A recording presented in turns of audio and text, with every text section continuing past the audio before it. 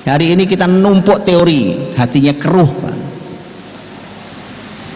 Begitu hati keruh, ya sudah, wong dari hulunya keruh sampai hilir ya pasti keruh. Keluarnya pasti keruh. Bapak Ibu tahu apa yang membuat keruh hati? Yang membuat keruh hati adalah harta, dunia. Harta halal saja bisa menjadi keruh, apalagi harta yang syubhat dan haram.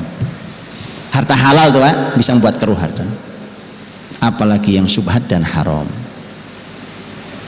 Maka harus sangat hati-hati Pak. Karena kalau keruh nih Pak, jiwanya keruh, pokoknya guru, saya mohon maaf sekali lagi, guru, orang tua sama saja, nanti akan hanya menularkan hal, mengirimkan yang keruh-keruh tadi itu. Orang tua nyekolahkan kemana sampai kemana-mana sekolahnya, wong tujuannya cuma nyari duit. Kamu sekolah sana tujuannya apa? Tujuannya biar nanti kerja, dapat kerja bagus. Yang sekolah di sini, yang kuliah di sini biasanya bagus-bagus kerjaannya. Itu salah niat. Gara-gara apa? Harta, pengen nyari duit. Akan sangat keruh orang tua menurunkan begitu. Sama juga guru akan keruh Pak, sampai ke anak-anak juga keruh banget. Hasilnya pasti nggak bagus. Gurunya umpamanya cuma yang di sini hatinya cuma urusannya urusan gaji, ya kan? Pokoknya bagaimana caranya apapun yang dilakukan punya uang, sertifikasi, itu diuber-uber. Apalagi yang lain nggak jadi Pak. Generasi ini yakinlah Anda mau sekolahkan berapa lama pun nggak akan jadi. Kenapa? Sumbernya keruh. Jiwa-jiwa keruh hanya melahirkan generasi yang keruh. Nggak mungkin jadi generasi ini. Nggak mungkin jadi Pak. Nah ini resepnya orang tua dulu tadi itu. Orang tua dulu Masya Allah, betul Ustaz ya. Dengan dunia apa? Ambisinya kayak gitu kan enggak? Ambisi orang tua dulu dengan dunia. Hari ini ambisi kita terhadap dunia ajaib. Nah keruh itu teman-teman Bapak Ibu menjadi sangat berbahaya buat generasi ini. Nah Nabi bersabda, ini sabda Nabi ini sabdanya ngeri Pak. Ngeri tapi jarang yang ngeri, tapi mengerikan padahal.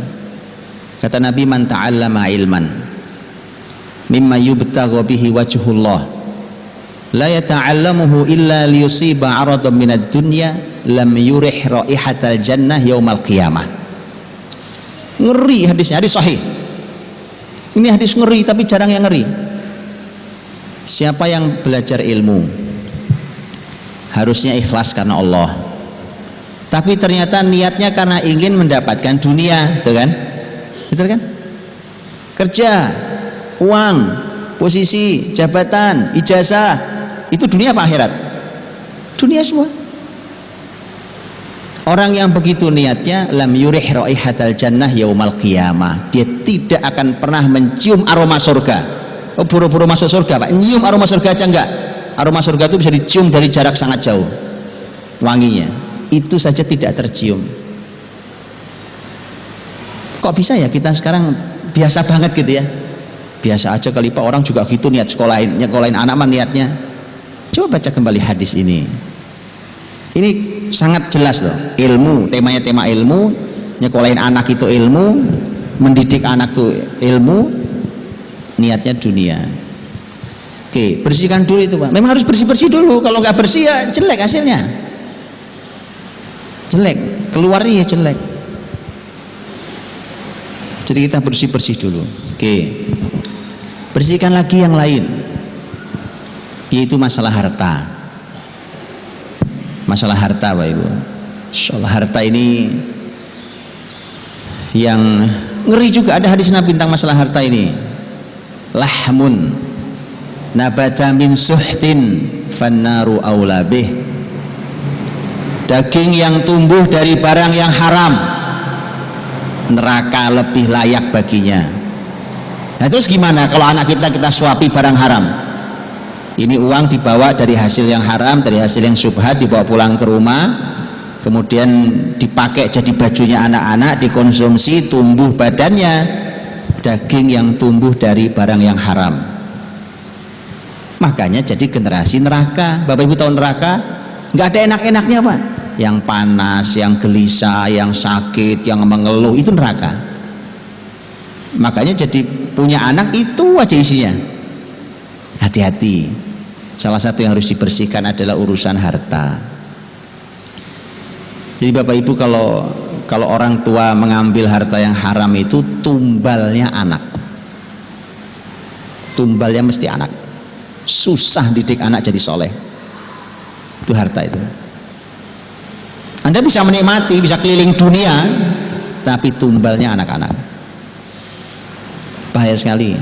Lihat Rasul bersabda, hadis panjang riwayat ini disampaikan melalui jalur sahabat Nu'man bin Bashir. Innal halala bayyin wal harama bayyin wa bainahuma umurun mushtabihat la ya'lamuhunna katsirun minan nas faman ittaqa syubuhati faqad istabra'a li dinihi wa 'irdihi wa man waqa'a fi syubuhati waqa'a fil haram karra'i yar'a haulal hima yushiku ayyaqa fi ala wa inna likulli malikin hima ala wa inna himallahi maharimu ala wa inna fil jasadi mudghah idza salahat salahal jasadu kullu wa idza fasadat fasadal jasadu kullu ala wa hiyal qalb. Kata Nabi SAW, sesungguhnya yang halal jelas, yang haram jelas. Di antara keduanya ada yang syubhat, ada yang enggak jelas, yang kebanyakan orang tidak tahu hukumnya. Siapa yang menjaga diri dari yang syubhat, maka sungguh dia telah membersihkan agamanya dan dirinya. Ini yang tengah-tengah tadi itu. Tapi siapa yang terjatuh pada yang syubhat, pasti suatu hari akan jatuh pada yang haram. Kalau kita tahu syubhat ya, syubhat itu belum halal, belum haram. Tapi beda satu sudut pandang ya. Kalau setan bisiki ke hati kita, bisikinya, ini kan nggak haram, belum haram kok. Setan juga benar loh, memang belum haram. Syubhat itu belum haram.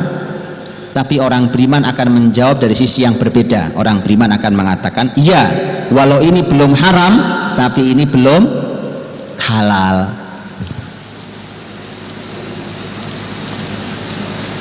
Nah ini kata Nabi, siapa yang terjatuh pada yang syubhat, pasti suatu hari ngambil yang haram. Pasti itu Pak, syubhat haram.